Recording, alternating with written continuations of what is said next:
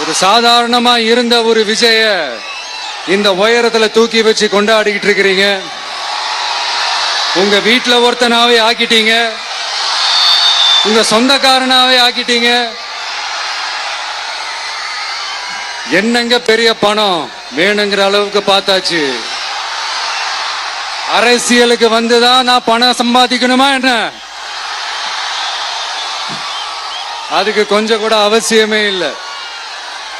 எனக்கு எல்லாத்தையும் எல்லாமும் கொடுத்த உங்களுக்காக உழைக்கிறத தவிர எனக்கு வேற எந்த எண்ணமும் எந்த வேலையும் இல்லை.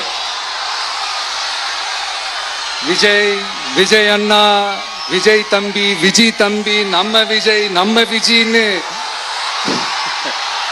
என்னடா இந்த விஜய் தனியாளா இருப்பான்னு பார்த்தா எப்ப பாரு மக்கள் கடலாவே இருக்கிறானேன்ட்டு இந்த எதிரிகளுக்கெல்லாம் தெரிஞ்சவன நம்மளை பத்தி கண்ணாபின்னான்னு பேச ஆரம்பிச்சிருக்கிறாங்க.